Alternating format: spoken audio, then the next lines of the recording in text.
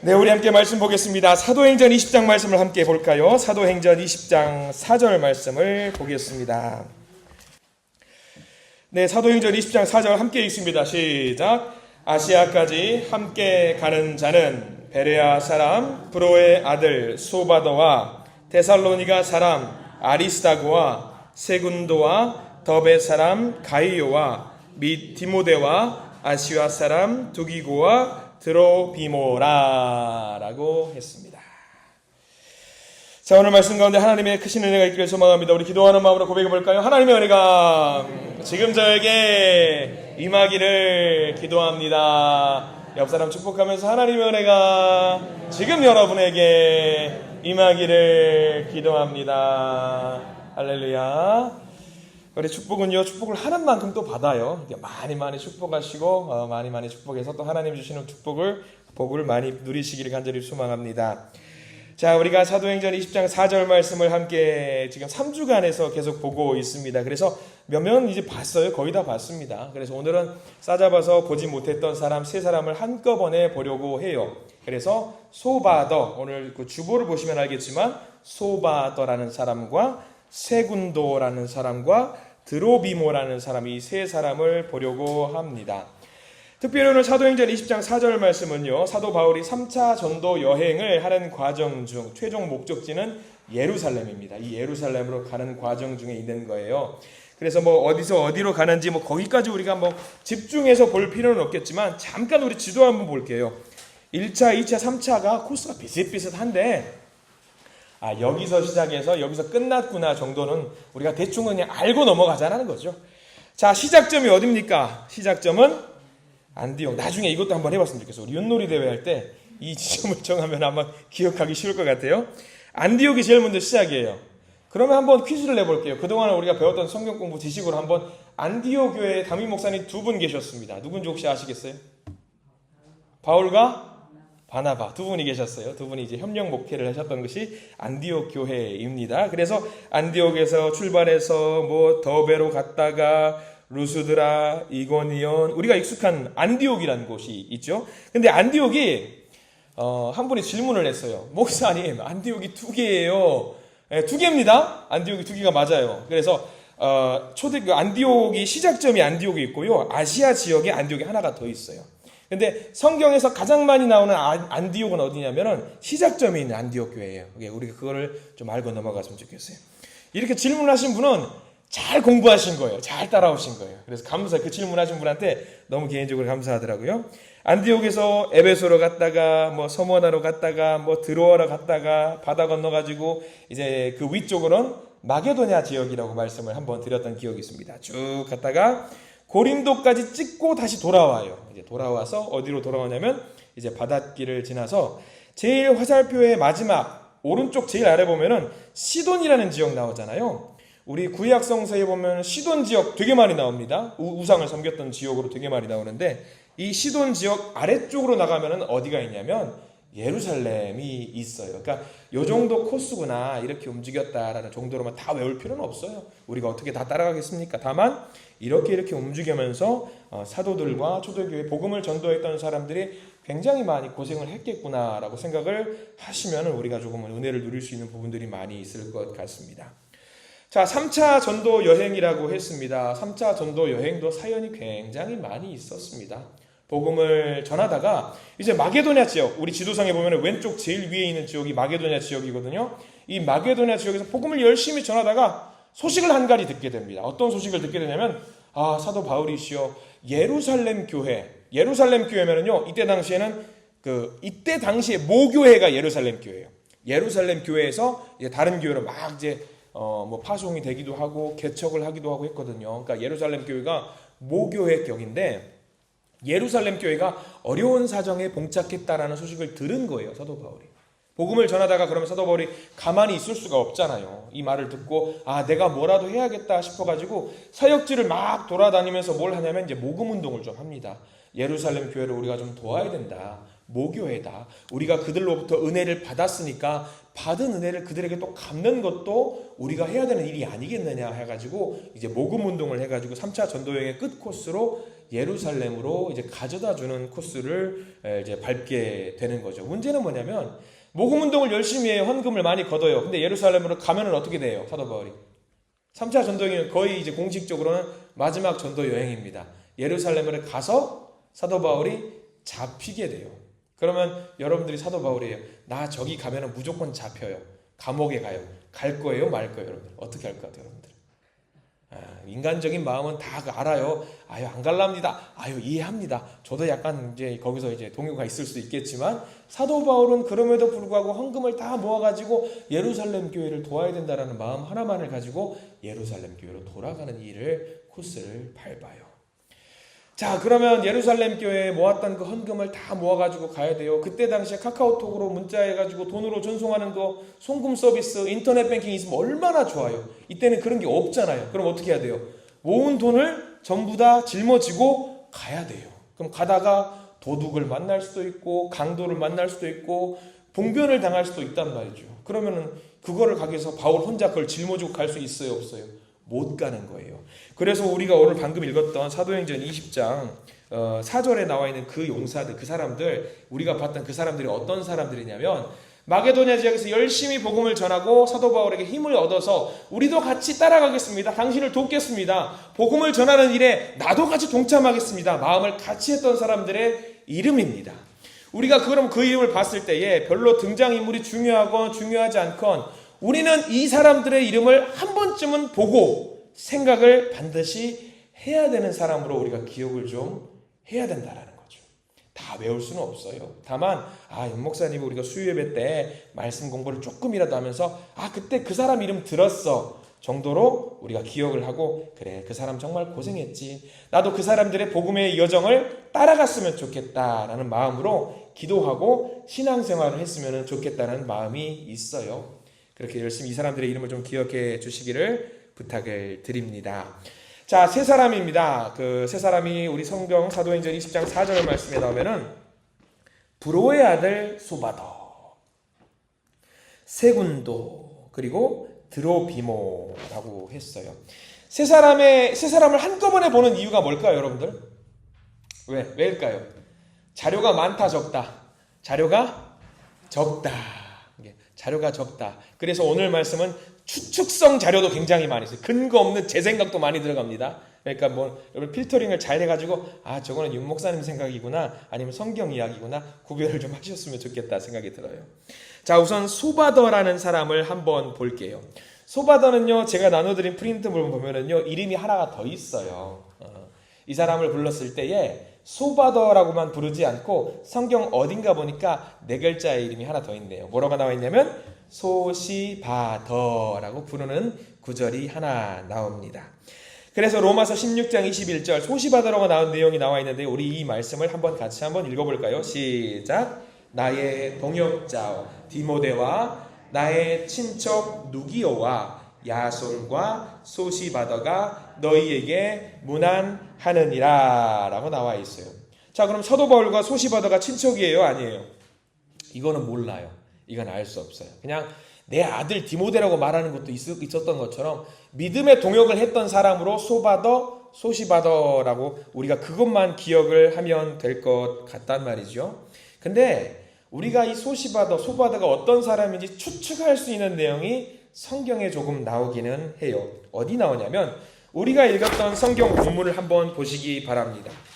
사도행전 20장 4절 말씀에 다른 사람은 다 설명이 없는데 이 소바더만 유별나게 한 가지 부연 설명이 더 있는 게 있어요. 거기다 밑줄 그으시면 될 것 같은데 뭐라고 나와 있냐면 4절 말씀 아시아까지 함께 가는 자는 베레아 사람 브로의 아들 소바더. 조금 설명이 더 있어요. 소바더는 알 수 있는 힌트가 좀 더 있구나. 뭐 하는 사람이길래 이렇게 힌트가 좀 더 있을까라고 나와 있거든요. 그러면은 먼저 한번 살펴볼게요. 소바더가 베레아 사람이라고 했으니까 지도에 베레아가 어디 있는지 나와요. 한번 여러분 찾아보실래요? 베레아 장로님 화내지 마시고요. 자, 우리 베레아가 어디 있는지 한번 찾아보시기 바랍니다. 참고로 여기 있는 사람들은 거의 다 마게도니아에서 만났어요. 거의 다. 마게도니아 왼쪽 제일 위죠. 베레아 찾으셨죠? 데살로니가 교회 바로 왼쪽에 있는 지역이 베레아 사람이에요. 아, 여기 붙어 있구나, 베레아가. 근데 성경에는요, 베레아 지역을 굉장히 인상 깊게 설명한 부분이 한 부분 더 나와요. 아, 뭐 이런 거 있잖아요. 여러분들 혹시라도 이런 거는 좀 제 선입견일지 모르겠지만, 예를 들어서 전라도 보성에 가면 뭐 하지 마라, 뭐 하지 말라 그런 거 있잖아요. 뭐 하지 말라 그래? 보성 가면? 아니지, 거기가 아니죠. 싸움 자랑을 어디서 하지 말라 그러죠? 여러분들 싸움을 안 해보셔가지고 잘 모르실 거예요. 근데 뭐 제가 알기로 보성 가면 싸움 자랑 하지 말라 그런 이야기 있었던 것 같은데, 아니면 말고요. 아니면 지역마다 특색이 있어요. 우리 울산 사람들은 뭐가 특징이 있어요, 혹시 여러분들? 저한테 알려주세요. 없음 말고요. 없음 말고. 에? 조선. 아, 조선. 그래요. 중공업 이쪽 뭐 이런 거 특징일 수 있잖아요. 그래요. 그게 사람의 특징인 건 아닌 것 같긴 한데 아무튼 지역마다 그런 특색이 있어요. 뭐 저는 고향이 목포였으니까 목포 사람들은 좀 급해요. 급하고 말의 시작과 알파와 오메가가 욕으로 시작해서 욕으로 끝난다. 뭐 요 정도 특징들이 좀 있을까요? 이런 것들이 있습니다. 베레아도 약간 특징이 있어요. 특색이 좀 있는데 우리 성경책을 좀 뒤져서 찾아보려고 하는데 앞뒤 조금만 넘기면 되거든요. 사도행전 17장 한번 가보세요. 몇 페이지만 넘기면 되니까 성경책 사도행전 17장. 베레아 사람이 어떤 사람인지 나와요. 사도행전 17장 10절에서부터 14절 좀 긴 내용인데 이 베레아 사람들이 사도 바울한테 어떻게 했는지 어떤 사람인지 나와요.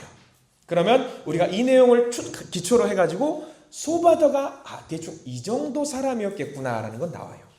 자, 사도행전 17장 10절부터 14절 천천히 찾으세요. 같이 읽어볼 겁니다. 사도행전 17장 10절부터 읽어볼게요. 시작.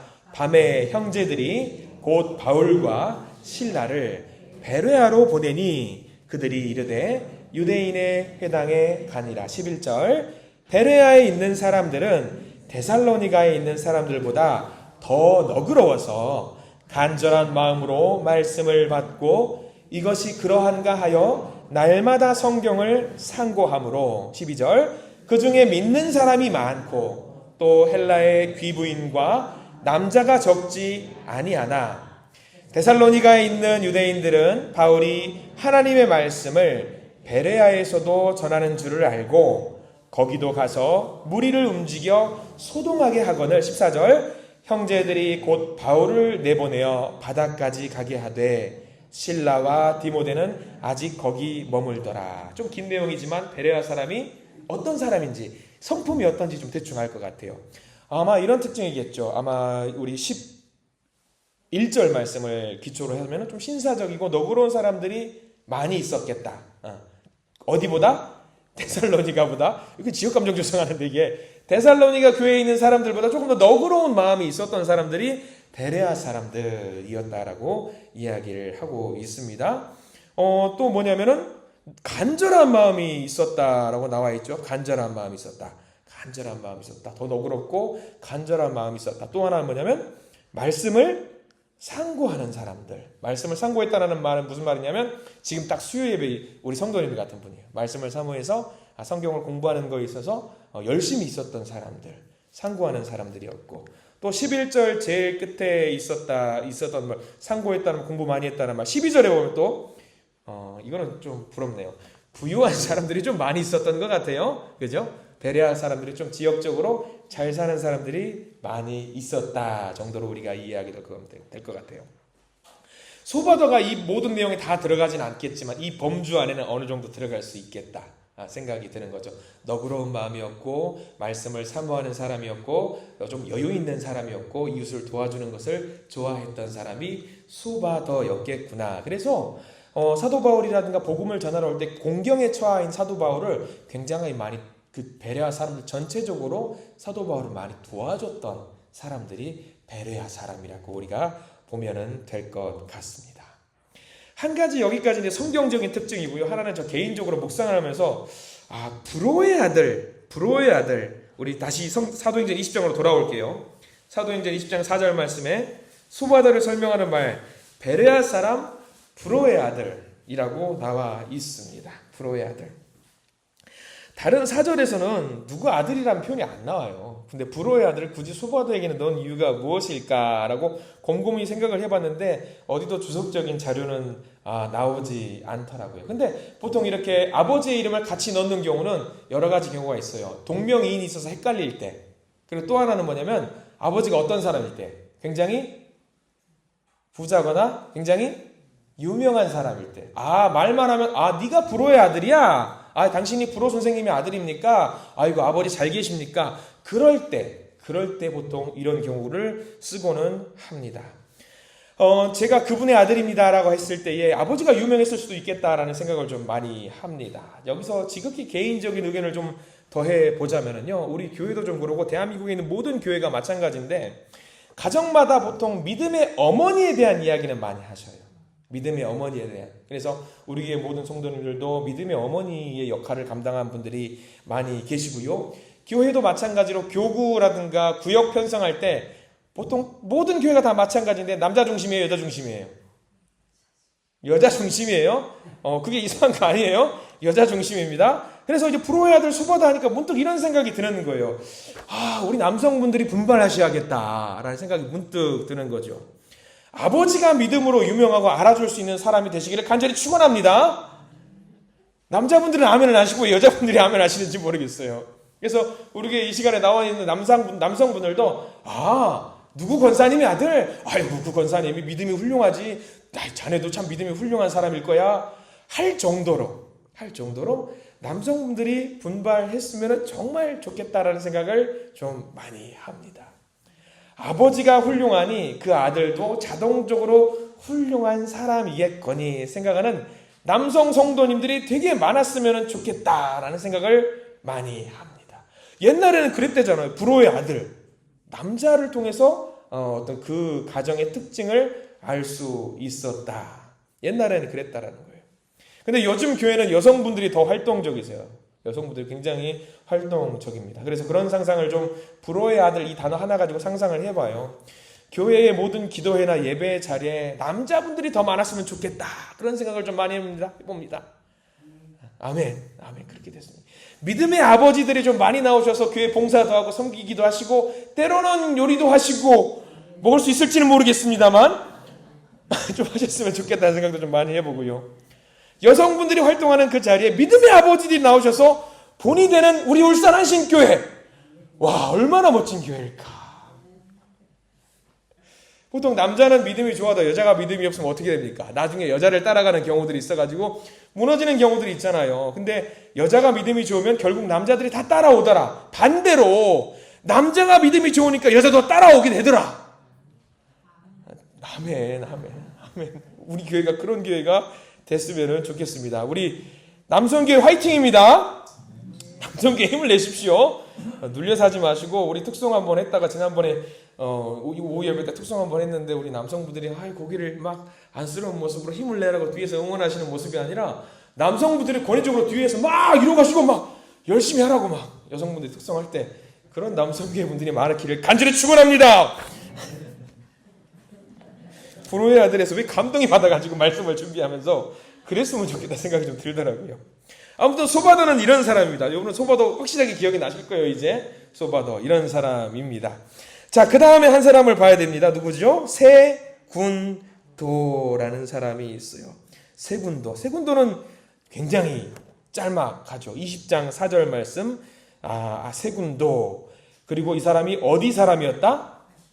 아시아가 아니라 이 사람은 데살로니가 사람 아리스다고와 세군도와, 그러니까 이 세군도도 출신이 어디냐면 데살로니가 교회 출신이다라는 것을 알 수 있습니다. 세군도는 여기서 끝이에요. 자료가 더 없어요. 자료가 도무지 어디도 나오지 않아요. 근데 우리가 그거는 잊어버려도 좋아요. 세군도가 이것밖에 안 나오는구나라고 생각을 할지언정 세군도는요, 사도 바울이 3차 전도 여행을 하기 위해서 뽑혔던 7명 중에 한 명이에요. 그거 하나만으로도 이 세군도는 어떤 사람이에요? 열심히 사역했던 사람으로 우리는 기억을 해야 합니다. 특공대였어요. 특공대. 이름만 기록된 어떤 그런 사람이지만은요, 우리가 자기 일을 충성스럽게 감당했던 사람으로 세군도를 기억할 필요는 있습니다. 여러분들의 이름 만약에 성경책에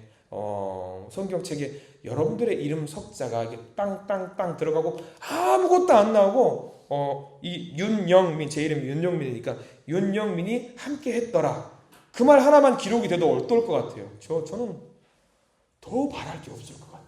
제 이름 하나만 성경에 기록되고 내가 열심히 했던 것을 하나님이 인정해 주셨다, 그거 하나만으로도 우리는 다 한 거예요. 윤영민 어디 가서 에베소 지역 가서 공경을 당했더라, 잡혔더라, 그렇게 해서 기록이 된다면 더 기쁘겠지만 거기까지는 바라지도 않습니다. 제가 어찌 감히 그렇게 목숨을 걸고 사역했던 사람과 제 이름을 넣을 수 있다라는 게 되겠습니까? 다만 제 이름이라도 이렇게 하나 넣었다라고 하는 것만으로도 얼마나 감사할지 몰라요. 그런 의미에서 우리는 세군도뿐만 아니라 이렇게 이름만 나온 사람이라고 할지라도 우리는 그 사람을 기억하고 우리가 그 사람의 사역을 닮아갈 수 있었으면 좋겠다라고 열심히 노력해야 되는 우리 믿음의 성도님들이 되셔야 합니다. 그래서 열심히 사역하는 세군도도 이름도 없이 빛도 없이 사역했던 이 세군도를 꼭 기억을 하시기를 바랍니다. 자, 한 명 사람 더 있습니다. 이제 마지막으로 우리가 봐야 될 4절의 제일 끝자락에 나와 있는 드로비모라는 사람입니다. 자, 드로비모라는 사람은요, 자료가 많아요. 굉장히 많이 나옵니다. 드로비모는 우리가 좀 기억을 해 두었으면 좋겠는데, 드로비모 출신이 20장 4절 말씀에는 어디 출신이라고 나와 있냐면 아시아 사람이라고 나와 있어요. 아시아니까 이렇게 중국이나 일본, 우리 대한민국 요런 아시아 아니에요. 우리 지도를 한번 보셔요. 잠깐 아시아 지역이 어디 있는지 한번 보시기 바랍니다. 지도의 정중앙에 보세요. 정중앙에 보시면 약간 흐릿한 회색 글자로 나와 있어요. 아시아 지역이에요. 아시아 지역. 아시아 지역 출신입니다. 특별히 드로비모는 아시아 중에서도 정중앙에 있는 에베소 출신이에요. 에베소 출신. 이 에베소는 사연이 정말 많은 곳이거든요. 이 드로비모를 살펴보려고 하는데 그 중에서도 우리가 20장 4절 말씀을 봤잖아요. 이 드로비모와 관련된 사연이 21장에 나와요. 사도행전 성경책을 보시고 21장 29절 말씀을 우리 함께 찾아볼까요? 21장 29절에 이 드로비모가 몇 군데 더 나옵니다. 사도행전 21장 29절. 자, 거기 보시면은 드로비모가 나오는 내용이 나오죠. 사도행전 21장 29절 말씀. 같이 한번 읽어볼까요? 시작. 이는 그들이 전에 에베소 사람 드로비모가 바울과 함께 시내에 있음을 보고 바울이 그를 성전에 데리고 들어간 줄로 생각함이러라. 자, 21장을 혹시라도 쭉 묵상을 해보면은 제목이 보셔야 돼요. 사도행전 21장 우리가 방금 읽었던 29절 말씀을 봤잖아요. 두 절 위로 올라가면은 27절 위에 제목이 나와 있어요. 사연이 있습니다. 자, 바울이 잡히다라고 나와 있어요. 또 뭔가 사연이 있어요. 바울이 잡혔대요. 뭘 하다가 잡힌 것 같아요. 왜 잡혔을까? 이 잡힌 이유가 드로비모와 연관이 있어요. 우리는 오늘 말씀을 통해서 이런 일이 있었구나라고 기억을 하고 잊어버릴 수도 있겠지만 이 이야기가 어떤 이야기였는지 짧게라도 한번 점검하고 드로비모를 좀 알아야 될 것 같습니다. 3차 전도 여행까지 사도 바울이 했습니다. 그러면 이 인근에서 마게도니아 지역뿐만 아니라 아시아 지역뿐만 아니라 이 일대에서 사도 바울은 어떤 사람이었을까요? 굉장히 유명한 사람이었어요. 누가 봐도 아는 유명인이었습니다. 특별히 사도 바울을 좋게 생각하는 사람도 있었겠지만 좋지 않게 생각하는 사람들이 많이 있었겠죠. 유대인들에게는 사도 바울은 잡아야 될 사람으로 자리매김을 했고요. 언제라도 예수님께서 잡히셨던 것처럼 사도 바울 주변에 사람들이 따라다니면서 흠잡을 거 없나 사도 바울을 늘 따라다녔던 상황입니다. 근데 어떤 사연이 있었냐면은 29절 말씀에 보면 이렇게 나와 있어요. 이는 그들이 전에 에베소 사람 드로비모가 바울과 함께 시내에 있음을 보고, 사도 바울이 시내에 누구랑 같이 있어요? 드로비모랑 지금 같이 있었어요. 같이 있었는데 여기서 문제가 생겼는데 뭐가 문제였냐면 사람들이 사도 바울을 잡으라고 그래요. 왜 잡아? 죄가 없는데 왜 잡아? 잡으라고 그래서 잡았어요. 죄목인 즉슨 무슨 죄목이냐면 성전을 더럽혔다라는 죄목으로 사도 바울을 잡습니다. 아니 도대체 갑자기 뜬금없이 사도 바울을 왜 잡느냐? 자, 문제는 뭐냐면요. 사도 바울이 예전에 예루살렘 성전에 예배를 드리기 위해서 들어갔는데 어떤 사람, 알 수 없는 사람과 같이 성전에 들어갔어요.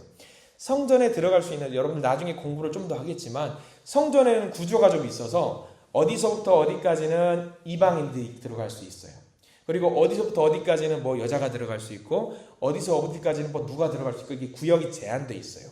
그래서 이방인들한테는 예배를 아무리 간절히 드리고 싶은 마음이 있다고 할지라도 일정 구역 이상은 들어가지를 못해요. 거기를 들어가면 어떻게 될까요? 이방인이 성전 들어가지 제한 구역 안에 들어가면은 사형이에요. 즉결 처분이에요. 근데 지금 무슨 일이 생겼냐면 사도 바울을 잡았어요. 왜 잡았냐면 그때에 어떤 이방인을 데리고 성전 안에 들어갔다. 사도 바울이 이끌고 들어갔다. 그렇기 때문에 사도 바울 당신은 죄가 있다라고 한 거죠. 근데 지금 보니까 시내에 누구랑 있는 거예요? 사도 바울과 그때 비슷하게 생겼던 사람이 같이 나란히 걸어가고 있는 거예요. 그러니까 사람들이 그때 보고 아하, 저 사람을 데리고 성전 안에 들어갔네. 알고 봤더니 드로비모라는 사람인데 드로비모는 출신이 어디냐면 아시아 지역의 에베소 사람이에요. 유대인이에요? 이방인이에요? 이방인이에요. 이방인을 데리고 들어갔기 때문에 사도 바울은 당신은 죄를 저질렀기 때문에 우리가 가두겠습니다라고 데리고 들어가는 상황이 생긴 거죠. 좀 복잡한 사연이죠. 우리가 잘 모를 수도 있었던 사연인데 바울이 잡혔던 사연이 그 사연이거든요. 자, 우리가 좀 자세하게 내용을 좀 보자면은 사도행전 21장 27절과 28절을 좀 볼게요. 27절과 28절 함께 읽습니다. 시작. 그 이래가 거의 참에 아시아로부터 온 유대인들이 성전에서 바울을 보고 모든 무리를 충동하여 그를 붙들고 외치되 이스라엘 사람들아 도우라. 이 사람은 각처에서 우리 백성과 율법과 이곳을 비방하여 모든 사람을 가르치는 그 자인데 또 헬라인을 데리고 성전에 들어가서 이 거룩한 곳을 더럽혔다 하니.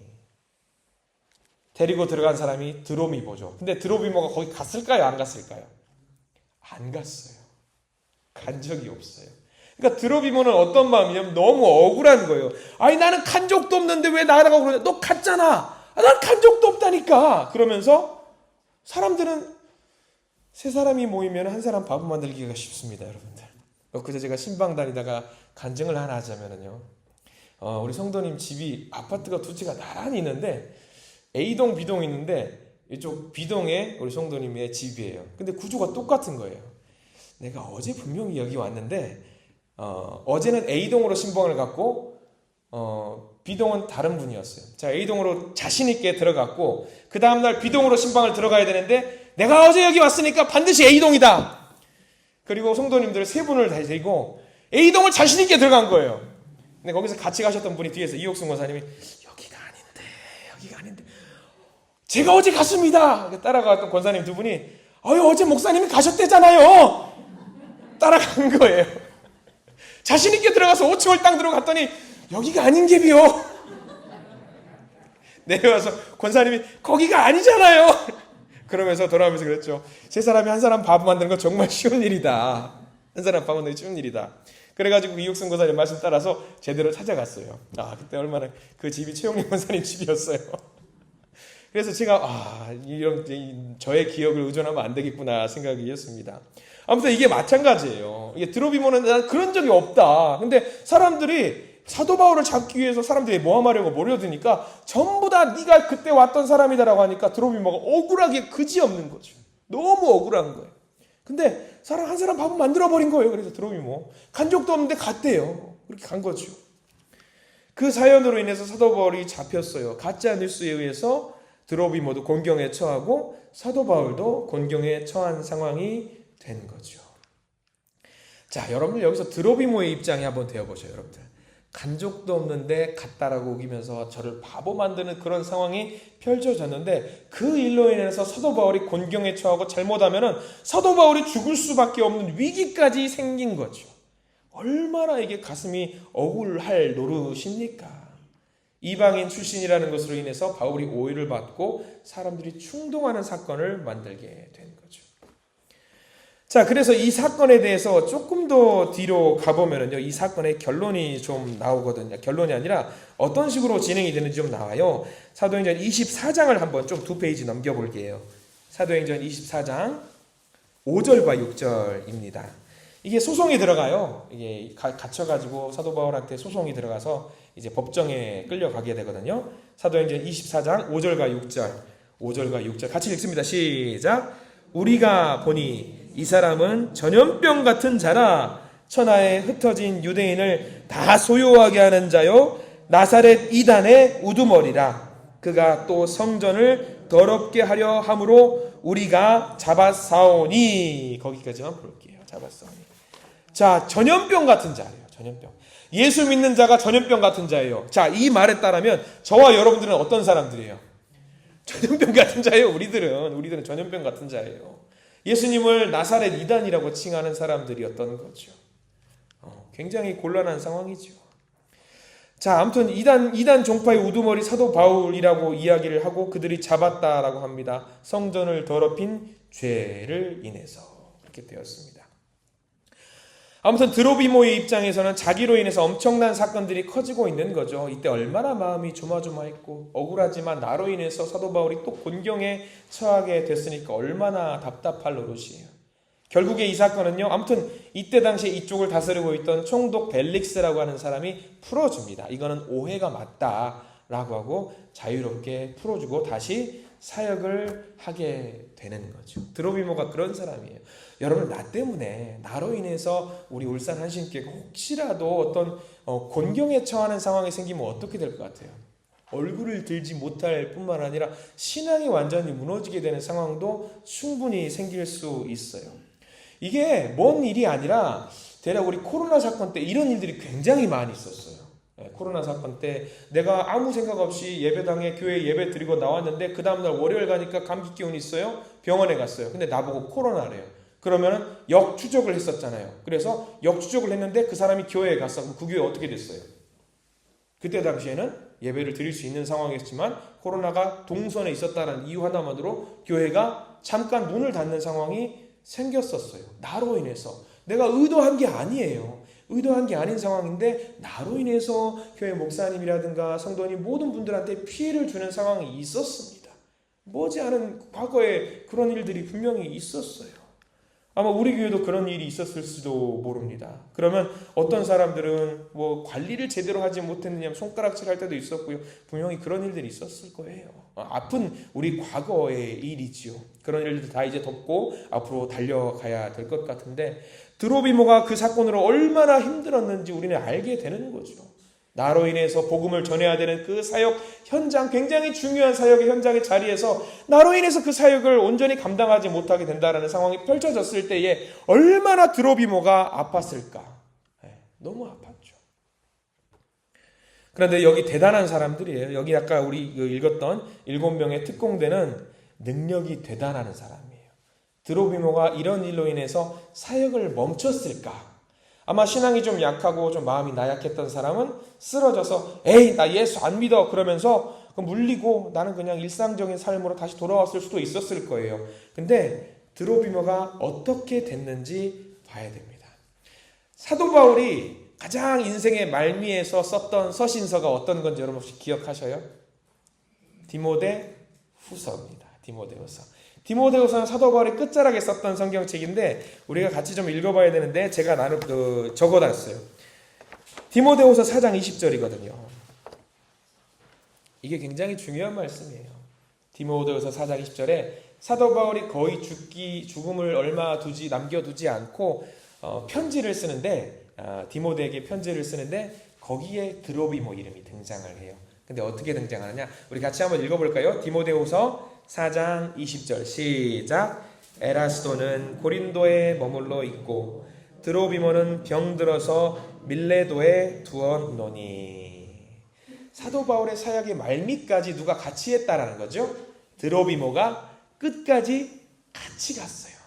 근데 드로비모는 계속해서 같이 가고 싶었을 거예요. 근데 지금 드로비모가 어떻게 됐다? 병들었다. 어떤 병인지는 알 수 없어요. 그래서 어디 머물러 있냐면 밀레도에 두었노니. 드로비모가 나온 마지막 내용이에요. 밀레도가 어딜까? 역시 지도에 나옵니다. 지도 혹시 살짝 보시면은 에베소 바로 밑에 있어요. 에베소 바로 밑에 밀레도라는 곳이 나와요. 지도에 보시면. 자, 우리는 알 수 없어요. 선교 여행 중에 드로비모도 어떤 병이 좀 들었을 것 같아요. 에베소까지 갔다가 그 바로 밑에, 에베소 바로 밑에 여기서 이제 밀레도에서 멈추는 상황이 된 것 같아요. 근데 디모데에게 목회자로 권면하면서 우리가 이렇게 사역해야 한다는 것을 마음을 담아서 썼던 그 글의 마지막에 드로비모를 기록하고 있었다라는 것은 무엇을 말하냐면 바울의 마지막까지도 함께 했던 사람이 드로비모였다라는 것을 우리가 추측을 할 수 있는 거죠. 지금 예루살렘에서 이런 난리가 났음에도 나 때문이야 라는 자책으로 주님이 하시는 그 맡겨주신 그 달란트를 포기하거나 선교를 포기하거나 바울과 함께하는 것을 포기하지 않았던 사람 드로비모로 우리는 기억을 할 수 있었으면 좋겠습니다. 사람들이 우리도 사역할 때 그렇습니다. 우리를 향해서 오해한다라고 해서 근본적으로 우리가 해야 될 하나님의 일을 내려놓는다? 그런 거는 여러분 하지 마세요. 교회에서도 환자들이 다 모여있는 곳이에요. 교회는 종합병원 같은 곳이거든요. 그래서 사람들이 살면서 혹여라도 작은 상처와 마음의 아픔들이 있을 수 있지만 그 상처로 인해서 내가 누려야 될 하나님의 복을 누리지 못한다? 이거는 바보 같은 거예요. 우리 그러실 필요가 없어요. 드로비모도 충분히 넘어질 수 있었지만 포기할 수 있었지만 하나님 주신 그 복이 너무나도 컸기 때문에 그 복을 끝까지 붙잡고 있었던 사람이 드로비모였습니다. 혹시나 사는 동안에 우리가 어떤 오해를 부딪히게 되어서 곤경에 처할 수 있습니다. 그래서 사람들과의 사이가 서운해질 수도 있고요. 멀어질 수도 있습니다. 그러나 우리가 하나님 앞에 당당할 수만 있다라고 한다면요, 우리는 기도의 자리에 나와야 되고요, 찬양의 자리에 나와야 되고요, 말씀의 자리에 끝까지 지켜야 합니다. 자, 이 드로비모 좀 도전이 됩니다. 드로비모 정말 도전이 돼요. 누구에게 오해를 받는 것만큼 억울한 일이 없잖아요. 오해를 받는 것만큼 억울한 일이 없어요. 그리고 드로비모라고 해서 완벽한 사람도 아니고요. 때로는 약한 사람, 병 들어있는 사람이잖아요. 약한 사람이지만 끝까지 사역을 감당했던 사람. 성경에 보면은요, 신약 성서에 병 들어가지고 아픈 몸으로 사역을 했던 사람들이 제법 나와요. 사도 바울도 여러분들 아시죠? 몸이 아팠어요. 간질도 있었고요. 그리고 디모데도 성경에는 뭐라고 나오냐면 디모데가 아픈 사람이었어요. 성경은 굉장히 구체적인 게 뭐냐면 제가 적지는 않았는데 한번 읽어드릴게요. 디모데가 어떤 병이 있었냐면 사도 바울이 디모데 보고 걱정하는 너 아픈데 너 잘 챙겼으면 좋겠어 라고 내용이 나오는데 디모데전서 5장 23절에 이런 말씀이 있어요. 그냥 듣기만 하셔도 됩니다. 이제부터는 물만 마시지 말고 네 위장과 자주 나는 병을 위해 포도주를 조금씩 쓰라. 이런 내용이 나오거든요. 이렇게 사도 바울이 참 이게 잘 챙기는 사람이었나 봐요. 이렇게 해가지고 디모데가 아픈 것을 잘 추스릴 수 있도록 성경 말씀에 기록이 남겨 있는 거 봐서요. 그러니까 이런 식으로 성경에는 아픈 사람들이 많아요. 제법 있어요. 그럼에도 불구하고 아프다고 내 약점이 있다라고 사역을 포기했을까? 아니에요. 정말 열심히 했어요.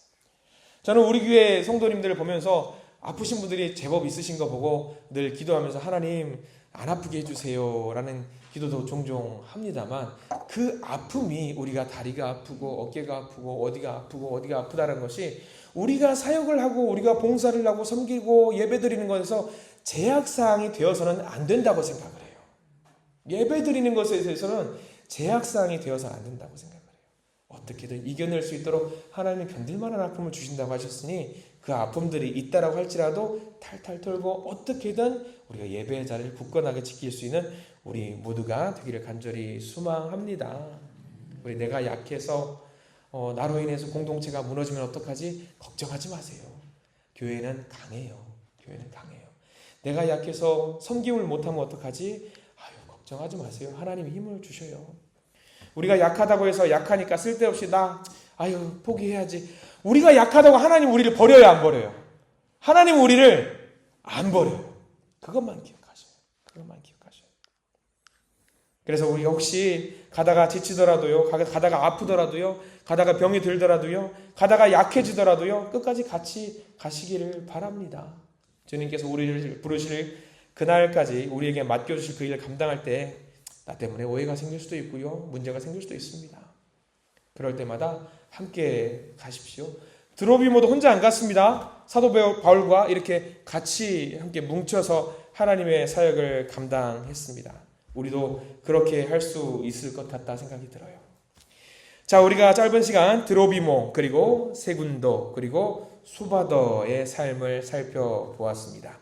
많은 것을 알 수는 없지만 귀한 사람이 성경 곳곳에 있음을 기억하시고 우리 성도들이 이렇게 하나님 앞에 함께 세워져가는 귀한 하나님의 사람 되시기를 주님의 이름으로 간절히 축복합니다. 기도하겠습니다. 주님 감사합니다. 유명하지 않아도 대단하지 않아도 뛰어나지 않아도 주님은 우리를 주님의 도구로 쓰시는 분이십니다. 우리는 주님의 도구입니다. 때로는 나로 인해서 누군가 상처를 받기도 합니다. 나로 인해서 일이 잘 되지 않기도 하고요. 혼란 속에 빠져들 때도 있습니다. 그러나 주님께서 그 모든 과정 속에서 우리를 인도하심을 알고 있사오니 힘을 내서 주님의 사역자로 용기 내어 일어서도록 도와주시옵소서. 함께 가려고 합니다. 믿음의 동역자들과 함께 하나님을 향해서 열심히 달려가기를 원합니다.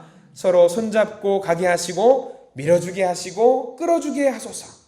예수 그리스도 이름으로 간절히 기도드립니다. 아멘.